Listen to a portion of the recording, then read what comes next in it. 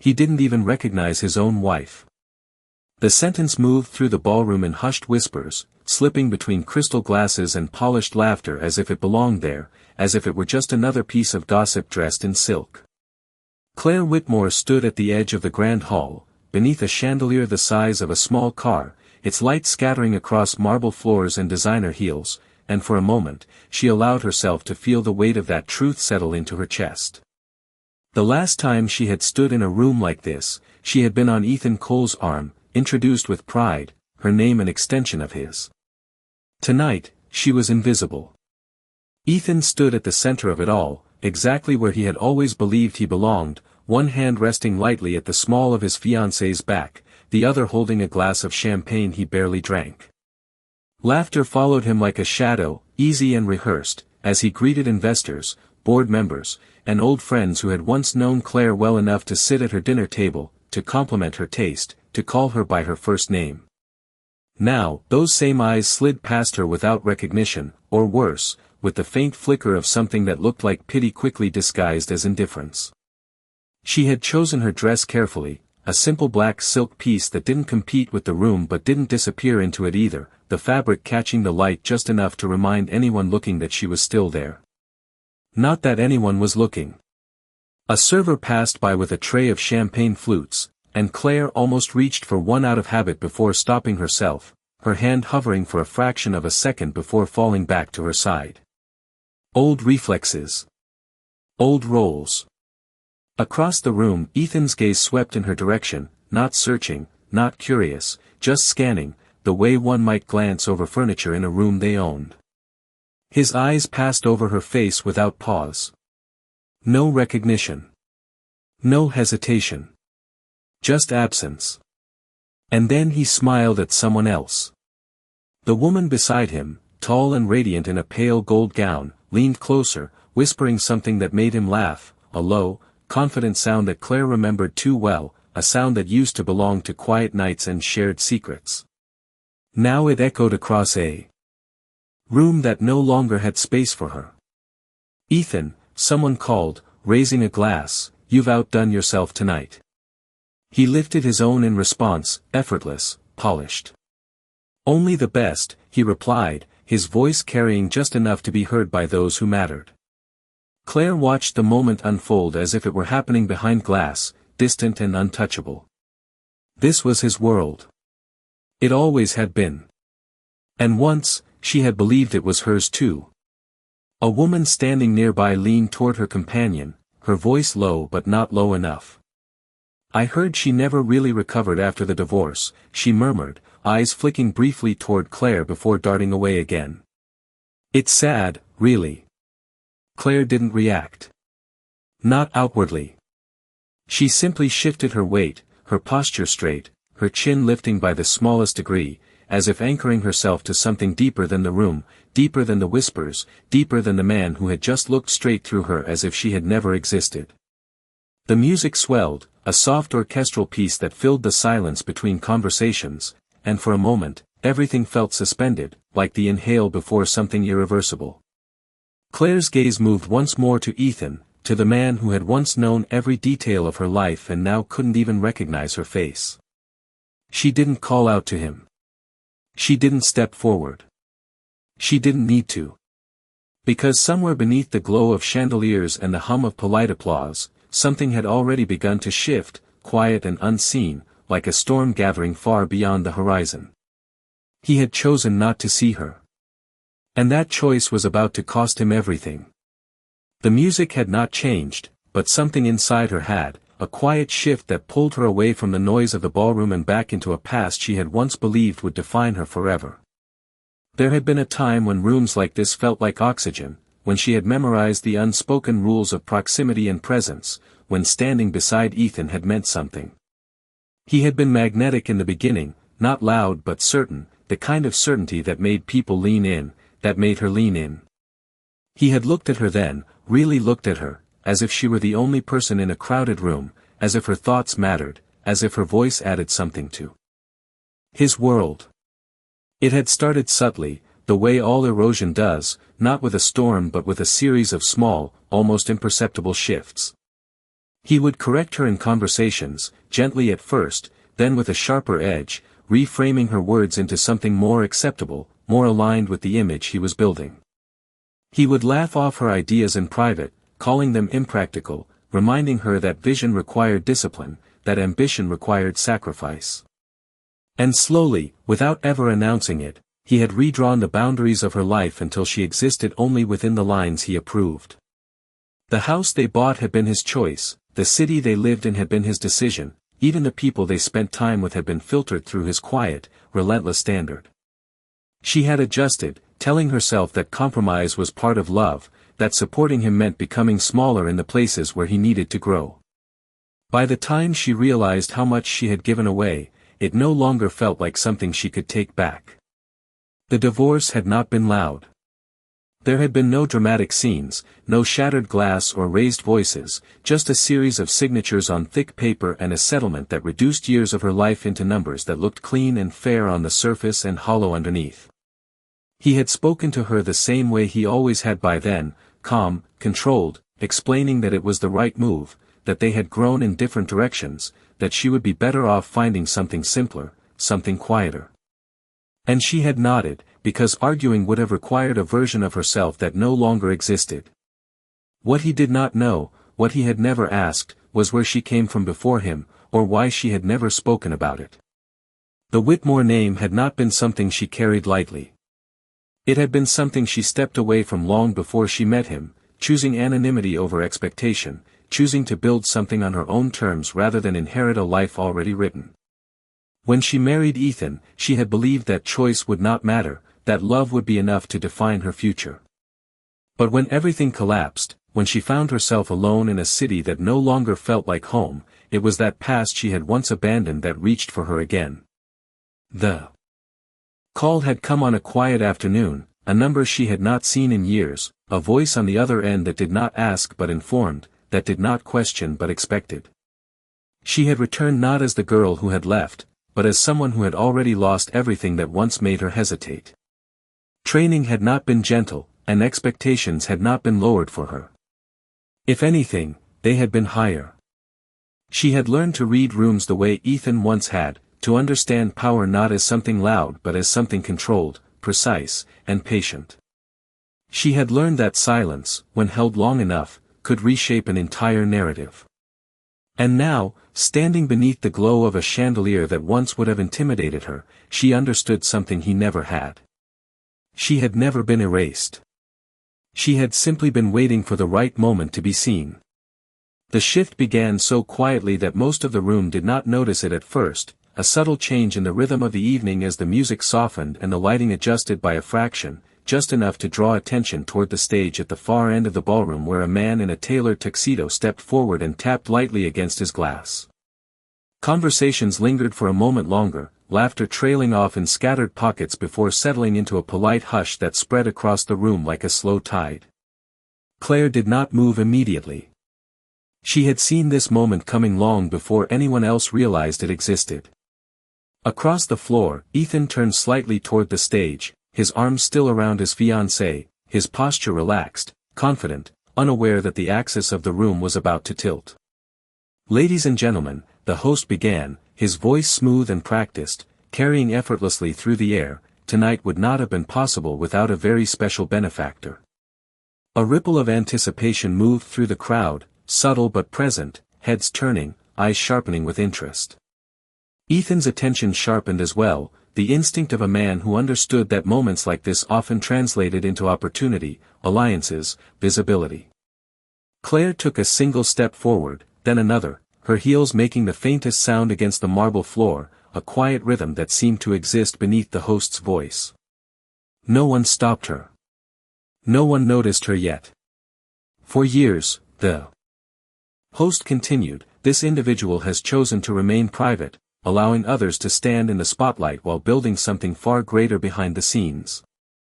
Ethan's brow furrowed slightly, curiosity replacing casual interest as he glanced toward a few familiar faces, searching for a clue, a signal, something that would tell him who was about to be revealed.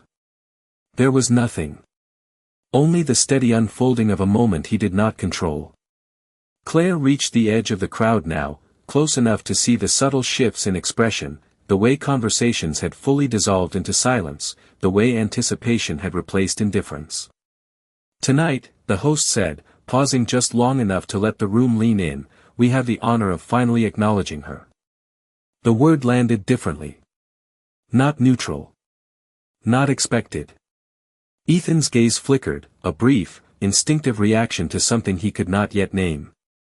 Claire stepped forward into the open space, the light catching the contours of her face, the black silk of her dress reflecting just enough to draw attention without demanding it. It happened in layers. First, a few people near the front turned, their expressions shifting from mild curiosity to something sharper, something uncertain. Then more followed, a wave of recognition building not from memory, but from presence. Ethan's eyes found her again, but this time they did not pass over. They stopped. There was a flicker, brief but unmistakable, as his mind tried to place her, to reconcile the woman in front of him with the absence he had carried for so long.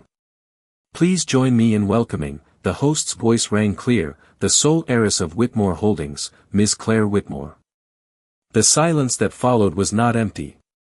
It was full, dense, almost tangible, pressing against the walls, the chandeliers, the very air of the room. Ethan's hand fell slightly from his fiancée's back, not dramatically, not intentionally, but enough. Enough to break the image he had carefully maintained all evening. Claire did not rush. She did not smile widely or seek validation in the faces around her. She simply walked forward, each step measured, each movement controlled, until she stood beneath the light that once belonged to others. Applause began, hesitant at first, then growing as recognition replaced uncertainty, as names and reputations aligned in the minds of those who understood what Whitmore meant. Claire's gaze moved once across the room, not searching, not lingering, just acknowledging. When her eyes met Ethan's, there was no anger there, no need to prove anything, only a quiet certainty that settled deeper than any words could reach. He had spent the entire evening not seeing her. Now, he could not look away. And for the first time, it was not because she stood beside him, but because she stood far beyond his reach. Applause filled the room, but it no longer sounded like celebration, it sounded like recognition arriving too late for some and exactly on time for others, a shift in allegiance that could be felt in the way people straightened their posture, in the way conversations recalibrated mid-breath, in the way names were suddenly remembered with clarity. Claire stood beneath the chandelier, its light no longer something that overshadowed her but something that seemed to frame her, as if the room itself had adjusted to accommodate a truth it had overlooked. She accepted the applause with a composed stillness, her hands resting lightly at her sides, her expression calm, neither indulgent nor distant, simply present. The host stepped slightly aside, offering her the center, but she did not rush to speak. She allowed the moment to settle, allowed the silence that followed the applause to stretch just long enough for its weight to be felt. Across the room, Ethan had not moved. His glass remained in his hand, untouched, his posture rigid in a way that contrasted sharply with the ease he had carried earlier in the evening. The confidence that had once defined him now felt misplaced, as if it belonged to a different version of the night, one that no longer existed. His fiancée glanced up at him, her expression uncertain, searching his face for cues he could not provide, because for the first time, he did not understand the room he was standing in. Claire's voice, when it came, was measured and clear, carrying without force, the kind of tone that did not need to demand attention because it already had it. "Thank you," she said, a simple acknowledgement, but one that seemed to anchor the entire space. She did not elaborate immediately. She did not perform. Instead, she let her gaze move slowly across the audience, meeting eyes that now held curiosity, respect, and in some cases, quiet calculation. These were people who understood power, who understood what it meant for a name like Whitmore to step out of the shadows and into the center of a room like this. "It is interesting," she continued, her voice steady, "how often we mistake visibility for value." A subtle shift moved through the crowd, not discomfort, but awareness, as if the words had landed somewhere deeper than surface conversation. Ethan's jaw tightened almost imperceptibly, the sentence echoing in a way that felt directed, even though she had not looked at him directly when she said it. Claire took a small step forward, not toward anyone in particular, but into her own space, into the role she now occupied fully. For a long time, I believed that stepping back meant losing something, she said. But sometimes, stepping back is the only way to see clearly who you are without the noise. Her eyes lifted then, not searching, not hesitant, but precise, finding Ethan where he stood among a group that had subtly shifted away from him, not out of rejection, but out of instinct, the instinct to realign themselves with where the center of gravity now existed. Their eyes met, and in that moment, there was no history being revisited, no accusation, no need to revisit what had already been lived. There was only contrast, clear and undeniable. He had once defined the room for her. Now, the room was defined around her. She held his gaze for a brief second longer than necessary, not to challenge, not to provoke, but simply to acknowledge that he was there, that he had always been there, and that his presence no longer carried the weight it once did. Then she looked away. The smallest movement, but it shifted everything. The room followed her attention, not his. Conversations would come later, deals would be discussed, alliances would be formed, but in that moment, none of it needed to be spoken. The balance had already changed. Ethan lowered his glass slightly, his grip loosening as if the object itself had become irrelevant, a prop from a scene that had ended without his consent. Around him, the energy of the room continued to move, but it no longer orbited him. And for the first time, he understood what it felt like to be present, and yet no longer central. Claire did not need to say anything more. She had already said enough. The applause faded into a low hum of conversation, but the energy in the room did not return to what it had been before. It shifted, recalibrated, as if every person present had silently agreed that something irreversible had just taken place. Claire stepped back from the center, not retreating but repositioning, allowing the evening to continue while subtly redefining its focus. People approached her now, one by one at first, then in small clusters, their smiles polished, their voices measured, each introduction carrying a new tone of respect that had not existed an hour earlier.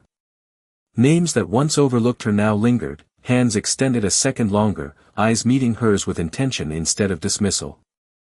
She responded with the same composure she had carried onto the stage, offering just enough warmth to acknowledge, but never enough to invite familiarity that had not been earned. Across the room, Ethan finally moved.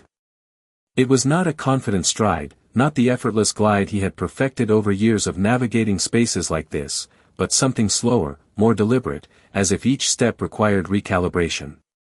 The people who had surrounded him earlier had subtly dispersed, drawn by the gravitational pull that had shifted across the ballroom.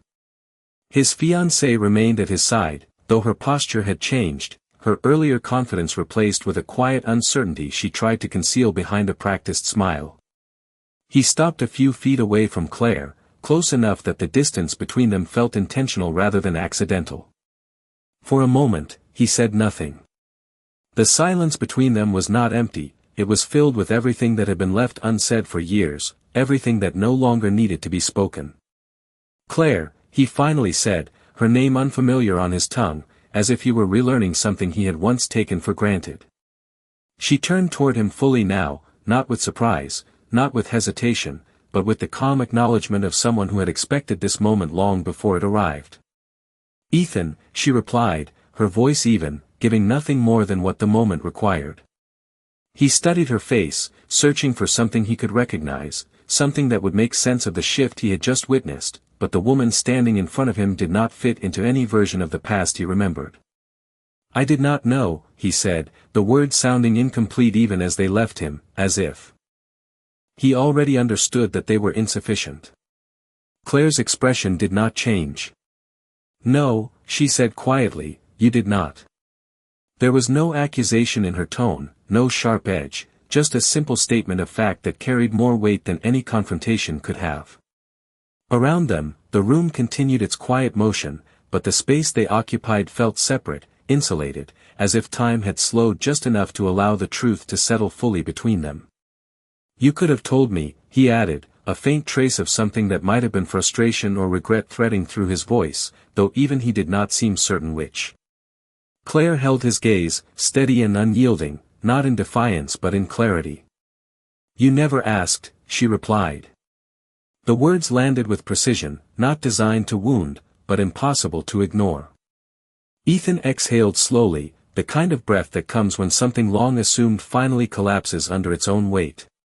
He glanced briefly around the room, at the people now watching her, speaking to her, aligning themselves with her, and for the first time, he saw the full extent of what he had dismissed.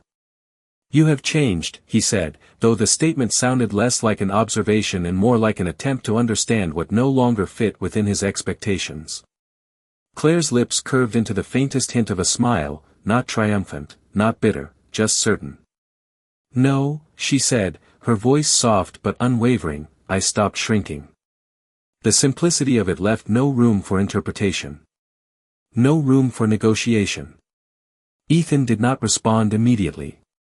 There was nothing he could say that would restore the balance he had once relied on, nothing that would return him to the center he had assumed would always be his. Claire inclined her head slightly, a gesture of closure rather than invitation, and turned her attention back to the room, to the conversations waiting for her, to the future already unfolding in real time. Behind her, Ethan remained where he stood, no longer ignored, but no longer in control of how he was seen. And for the first time, he understood that absence was not always about leaving.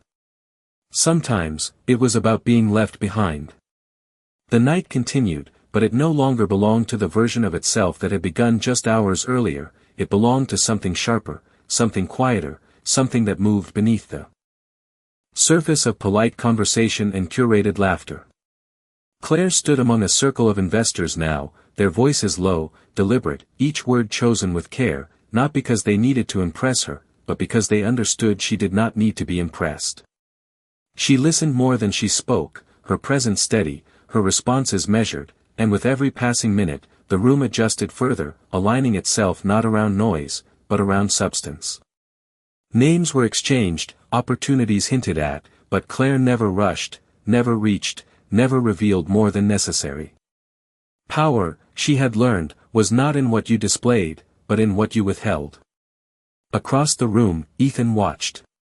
Not openly, not in a way that would draw attention, but enough that his awareness of her became impossible to ignore.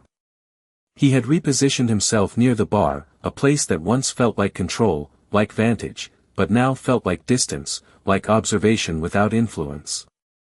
His fiancée spoke beside him, her voice light, attempting to pull him back into the rhythm of the evening, but his responses came slower now, distracted, his attention pulled in a direction he could not redirect.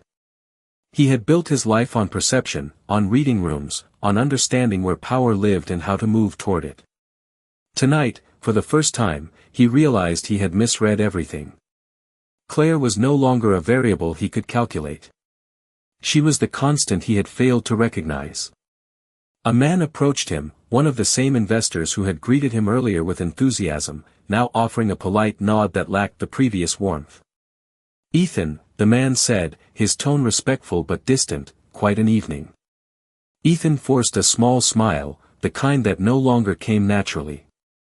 "It is," he replied, his voice controlled, though the edges of certainty had begun to wear thin. The man glanced briefly toward Claire, then back to Ethan, as if measuring something unspoken, before offering a final nod and moving away. It was subtle, almost imperceptible, but Ethan felt it. The shift. The recalibration. The way doors did not close, but quietly adjusted their hinges. Claire, meanwhile, had stepped slightly away from the group, her attention drawn toward the large windows that lined the far wall of the ballroom, overlooking the city stretched out below in a grid of light and movement. From this height, everything looked smaller, quieter, as if distance softened even the sharpest edges. She rested her fingertips lightly against the cool glass, not leaning, not retreating, simply pausing. The reflection that met her was no longer unfamiliar. It was clear. Whole. Intentional. A voice approached from behind, older, measured, carrying the weight of recognition that did not need to be announced. "You handled that well." Claire turned slightly, finding an older gentleman, his posture straight, his gaze observant rather than intrusive. She recognized him immediately, though they had not spoken in years. "I learned from the best," she replied, her tone respectful but steady. He studied her for a moment longer, a faint nod following, not approval, but acknowledgement. "You learned differently," he said. "That is why it worked." Claire allowed the smallest hint of a smile, not out of pride, but understanding. Behind her, the room continued to move, but the distance between who she had been and who she was now felt complete, no longer a gap, but a bridge she had already crossed. Ethan watched her from across the room, the realization settling deeper with each passing second that this was not a moment he could recover, not a narrative he could reshape. He had spent years believing that control came from being seen.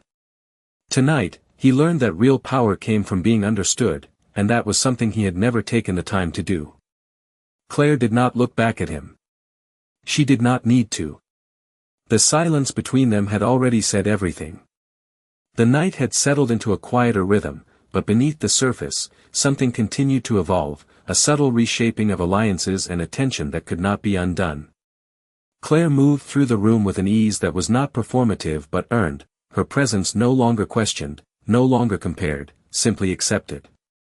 Conversations adjusted themselves around her, not because she demanded it, but because she no longer needed to. Across the ballroom, Ethan remained where he had been for longer than he realized, the weight of stillness settling over him in a way that felt unfamiliar. He had always been in motion, always recalibrating, always anticipating the next move, but now there was nothing to calculate, nothing to control. Only observation. Only consequence. His fiancée touched his arm lightly, her voice soft, attempting to bring him back into the present. "Ethan, people are asking for you," she said. Her tone careful, as if she already sensed that something had shifted beyond her reach. He nodded, but did not move immediately, his gaze drifting once more toward Claire, who now stood speaking with a group near the center of the room, her posture composed, her expression focused, her voice calm. He could not hear what she was saying, but he did not need to. The room responded to her in a way that told him everything. For the first time, he saw what he had overlooked, not just her name, not just her background, but her presence, the way she held space without effort, the way she listened before speaking, the way she did not need validation to exist within it. It was not new. It had always been there. He had simply chosen not to see it. A quiet realization settled into him, not sharp, not sudden, but steady, like something long delayed finally arriving. He had not lost her in the way he once believed. He had never truly understood her to begin with. Meanwhile, Claire's attention shifted as the conversation around her began to dissolve naturally, the group dispersing with polite nods and measured smiles. She stepped slightly aside, allowing the space to breathe again, her gaze briefly lifting toward the far end of the ballroom where the entrance doors stood closed, their polished surface reflecting fragments of movement and light. For a moment, she simply observed, not searching for anything, not expecting anything, just present within the quiet space she had created for herself. The older gentleman from earlier approached once more, his expression thoughtful, as if considering something he had not yet decided to say. "You have made quite an impression," he remarked, his voice low, carrying neither surprise nor exaggeration. Claire inclined her head slightly, acknowledging the statement without absorbing it. "Impressions fade," she replied. "Consistency does not." He studied her for a moment, then nodded once, a gesture that carried more meaning than agreement. "Then I suppose we will be seeing a great deal more of you." Claire's gaze returned briefly to the room, to the shifting patterns of conversation, to the subtle realignments that continued to unfold. "That depends," she said quietly, "on what is worth staying for." Across the room, Ethan finally took a step forward, then another, as if testing whether movement would return him to something familiar. It did not. The space he once occupied no longer held him the same way. People acknowledged him, but their attention did not linger. Their focus had shifted, and he could feel it in the smallest details, in the way conversations shortened, in the way eye contact broke just a fraction earlier than before. He stopped again, not out of hesitation, but out of recognition. This was not a moment he could reclaim by stepping into it. It was a moment that had already passed him by. Claire did not look in his direction. She did not need to confirm what had already been established. The distance between them was no longer defined by space, but by understanding. And in that distance, something irreversible had taken root, something quiet, something final. Not an ending, but a redefinition of everything that had come before. By now, the room had fully adapted to its new center, though no one had announced the shift out loud. It lived in the details, in the way conversations subtly redirected, in the way invitations were extended with greater care, in the way even silence carried meaning. Claire stood near the long marble table where a curated display of documents and proposals had been arranged for the evening, though she had yet to touch any of them. She did not need to reach for opportunity. It had begun to arrange itself within her orbit.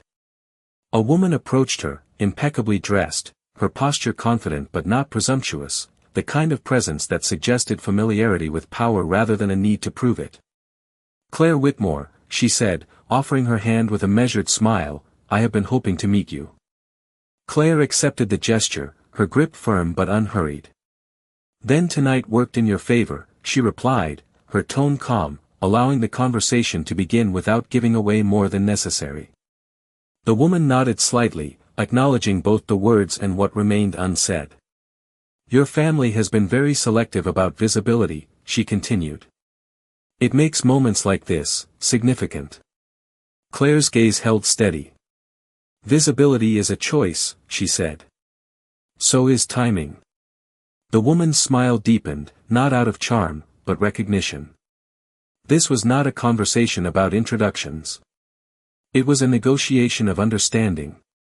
Across the room, Ethan had moved again, this time not toward Claire, but along the perimeter of the ballroom, as if distance might provide clarity. It did not. Every angle he chose brought her back into view, not because she followed him, but because the room itself had begun to revolve in a way that made her impossible to avoid. He stopped near a group of colleagues, their conversation polite but brief, their attention divided, their focus no longer anchored to him the way it once had been. He responded when spoken to, nodded when expected, but there was a delay now, a fraction of a second where certainty used to live. His fiancée remained close, her presence steady, though her expression had shifted into something more observant, more calculating, as if she too had begun to reassess the landscape of the evening. "You did not tell me she was that," she said quietly, her voice low enough that it did not carry beyond him. Ethan did not answer immediately. There was no simple response, no version of the truth that would make sense without unraveling everything he had assumed. "I did not know," he said finally, though the words felt insufficient even to himself. She studied him for a moment, then looked toward Claire, her gaze sharper now, not hostile, but aware. "That makes two of us," she replied, before stepping slightly away, her attention shifting toward a conversation that suddenly seemed more relevant. Ethan remained where he was, the distance between him and Claire no longer something he could measure in steps or space. It was defined by something else now, something less tangible but far more permanent. Meanwhile, Claire's conversation had shifted again, the woman she had been speaking with now joined by another, then another, the circle expanding not in chaos, but in quiet structure. Names were exchanged, ideas hinted at, but Claire never rushed the exchange, never leaned forward in pursuit, never adjusted herself to fit the expectations around her. She remained exactly as she was, and the room adjusted accordingly. A soft pause settled over the group as someone referenced a future project, a partnership that required more than interest, that required alignment. Claire listened, her expression thoughtful, her gaze steady, before offering a response that was neither immediate nor delayed, but precisely timed. "Send me the full proposal," she said. "Not the summary. I prefer to see what people choose not to simplify." There was a brief silence, not of hesitation, but of recalibration, as if those around her had just been reminded that depth was no longer optional. The conversation shifted again, more focused now, more intentional. Across the room, Ethan exhaled slowly, his gaze dropping for a brief moment before lifting again, drawn once more toward Claire despite himself. He watched as she navigated the space with a certainty he had never recognized, a certainty that had always been there, waiting beneath the surface he had chosen to define her by. He had mistaken quiet for absence. He had mistaken restraint for limitation. And now, standing at the edge of a room that no longer belonged to him, he began to understand the cost of that mistake. Claire did not look at him. She did not need to confirm what had already been made clear. The night had not ended, but something within it had already reached its conclusion, a truth revealed not through confrontation, but through presence. And in that presence, everything had changed. The evening had reached a point where nothing more needed to be announced for everything to be understood, the kind of quiet clarity that settled over a room when the balance of power had already shifted and no one was willing to pretend otherwise. Claire stood slightly apart now, not isolated, but intentionally unclaimed by any single conversation, allowing the space around her to remain open, fluid, responsive. She had said enough, done enough, revealed enough. The rest no longer required effort. A server passed by with a tray of drinks, the soft clink of glass briefly punctuating the low murmur of voices, and for the first time that night, Claire reached for one, her fingers wrapping lightly around the stem, the cool surface grounding in a way that had nothing to do with the room and everything to do with the stillness she carried within herself. Across the ballroom, Ethan shifted his stance again, though it no longer carried the intent it once did. It was not movement toward something, but movement within a space that no longer responded to him. He glanced toward the exit briefly, then back toward Claire, as if caught between leaving and staying, between retreat and recognition. Neither felt complete. Neither felt sufficient. A colleague approached him, offering a comment about the evening, something polite, something neutral, but Ethan only half heard it, his attention divided in a way that made every response feel delayed, slightly misaligned. He nodded when expected, spoke when required, but the rhythm was gone, replaced by something quieter, heavier, more aware. Meanwhile, Claire's attention shifted once more, not outward, but inward for a brief moment, a recalibration that no one else could see. The reflections in the glass around her no longer felt like distortions, no longer fragmented versions of who she had been, they felt aligned, consistent, complete. She had spent years adapting to rooms that required her to be smaller, quieter, more agreeable, and now she stood in one that required none of that. It did not overwhelm her. It did not define her. It simply revealed her. The older gentleman from earlier remained nearby, not intruding, not guiding, but present in a way that suggested continuity, as if he understood that this moment was not an arrival, but a beginning.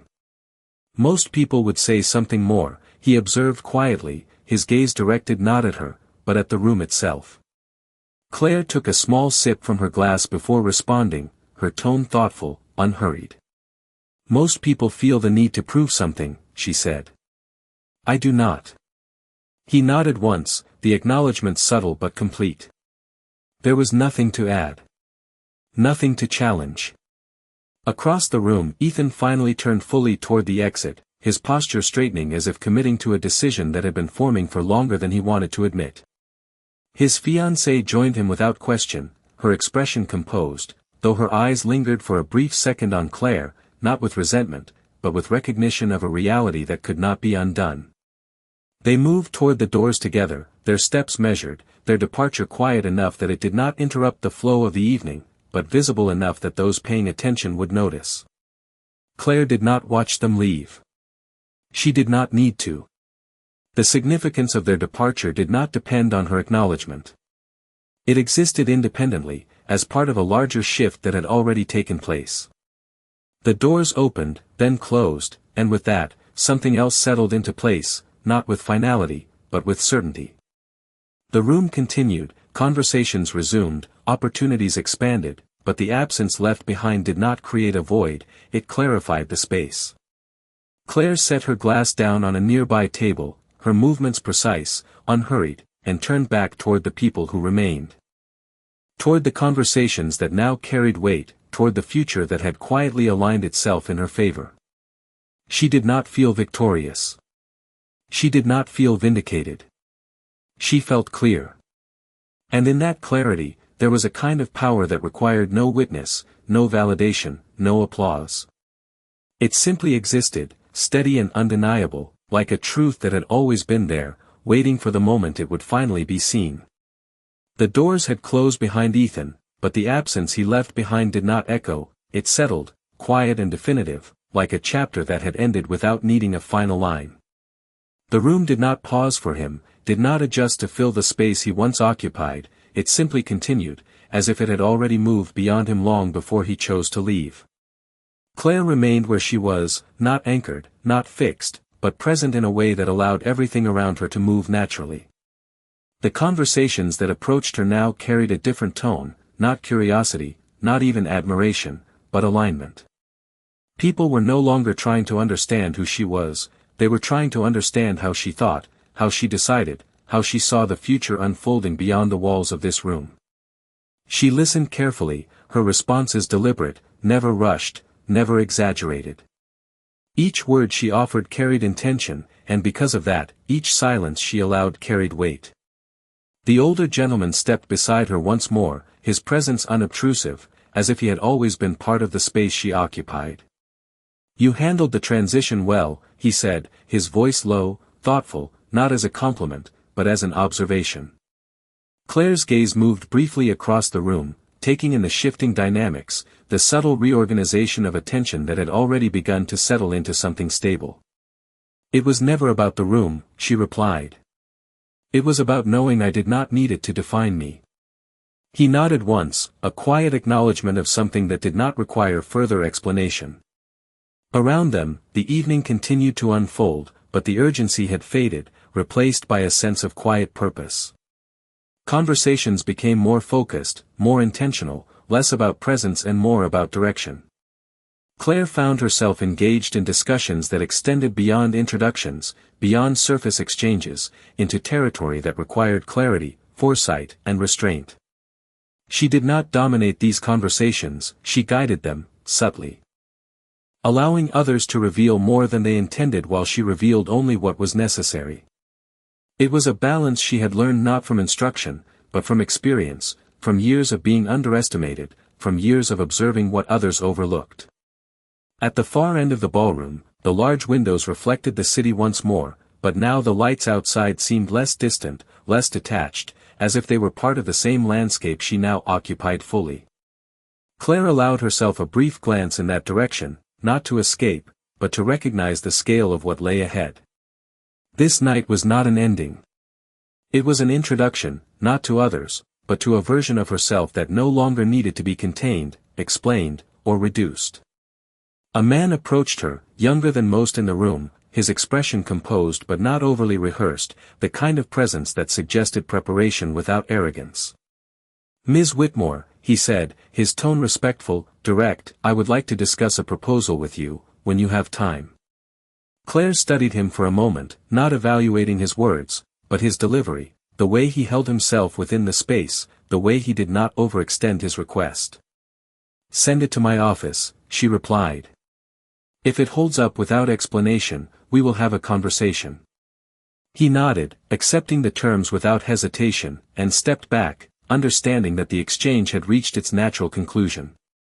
Claire turned slightly, her attention shifting once more, not searching for the next opportunity, but allowing it to come into alignment with her pace, her standards, her clarity. The room no longer felt like something she had to navigate. It felt like something she could shape. And in that realization, there was no rush, no urgency, only a steady, quiet confidence that did not seek attention, did not require acknowledgement, but influenced everything it touched. Somewhere beyond the walls of the ballroom, the night stretched on, the city moving in its own rhythm, unaware of the shift that had taken place within this space. But inside, for those who had witnessed it, for those who understood what it meant, the change was undeniable. Claire Whitmore did not arrive to reclaim anything. She arrived to reveal that she had never lost it in the first place. The night had begun to thin at the edges, not in volume, but in intensity, as if the room itself had reached a quiet understanding of what it had witnessed and no longer needed to prove anything further. Conversations continued, but they carried less urgency now, more intention, as though each exchange had shifted from performance into purpose. Claire stood near the window once more, the city stretching out below her in a grid of soft, unwavering light, each building, each street existing in its own rhythm, untouched by the subtle recalibrations that had taken place inside the ballroom. She rested one hand lightly against the glass, not seeking reflection, but grounding herself in the stillness she had carried into the room and preserved throughout the night. Behind her, the hum of voices remained steady, but it no longer reached her in the same way. It had become background, not because it diminished, but because she no longer needed to respond to it. A quiet presence approached once again, the older gentleman who had observed more than he had spoken throughout the evening, his steps measured, his gaze thoughtful. "There is something most people misunderstand about moments like this," he said, his voice low, carrying the kind of weight that came from experience rather than authority. Claire turned slightly, her attention shifting toward him without breaking the calm she held. "They think it is about arrival," he continued, "about finally being seen." Claire's expression remained composed, but there was a subtle shift in her eyes, a recognition of the direction his words were taking. "But it is not," he added. "It is about what you choose to do once you are." Claire allowed a brief pause before responding, her voice steady, unhurried. "Then I suppose the moment has not ended," she said. He inclined his head slightly, a quiet confirmation. "No," he replied. "It has only clarified who will still be standing when it does." The word settled between them, not as a warning, but as a reminder of what came next, of the weight that followed recognition, of the responsibility that accompanied visibility. Claire turned her gaze back toward the city, the lights below no longer distant, but aligned with something within her, a quiet expansion that did not overwhelm, but steadied. She had not come here to reclaim the past. She had not come here to prove anything to anyone. And yet, something had been proven, not through confrontation, not through explanation, but through presence, through restraint, through the simple act of no longer diminishing herself to fit a space that had once required it. Behind her, a group of investors spoke in low tones, their conversation focused, their attention anchored in something that extended beyond the evening, into the future that was already beginning to take shape. Her name was mentioned, not as a question, but as a point of certainty, a fixed element in a landscape that had shifted around her. Claire did not turn toward them. She did not need to hear what was already evident. She had spent too many years measuring herself against rooms like this, adjusting her voice, her presence, her expectations to match what was acceptable. Now, she stood in one without adjusting at all. And the room had adjusted instead. The realization did not come with triumph. It came with clarity. A quiet understanding that what she had once believed was required of her had never been true. That what she had once been told she lacked had never been missing. It had simply been unrecognized. The older gentleman stepped away without another word, his presence dissolving back into the rhythm of the evening, leaving Claire alone once more, though the word no longer carried the meaning it once had. Alone did not mean overlooked. Alone did not mean diminished. Alone meant unbound. She took a slow breath, the kind that settled fully, without tension, without anticipation, and let it go just as steadily. The night would end soon. The room would empty. The conversations would move into other spaces, other contexts, other decisions. But something had already been set into motion, something that would not fade with the music or the lights or the closing of doors. Claire Whitmore did not need to stay to confirm it. She had already become it. And for the first time, that was enough. The final hour of the evening arrived not with an announcement, but with a soft thinning of presence, as conversations began to close themselves, as laughter softened into quiet exchanges, as the room prepared, almost instinctively, to release what it had held. Claire stepped away from the window at last, her movement unhurried, her posture unchanged, carrying with her the same stillness that had defined her presence from the moment she entered. The chandeliers above no longer felt imposing, their light no longer something to stand beneath, but something that simply existed, like the room itself, like the expectations that had once shaped her and now held no authority over her. People continued to approach, though fewer now, their words more direct, their intentions clearer, as if the layers of pretense had been quietly removed.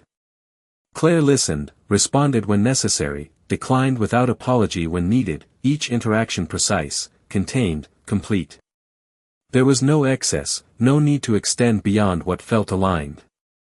The night had become efficient, not rushed, but distilled.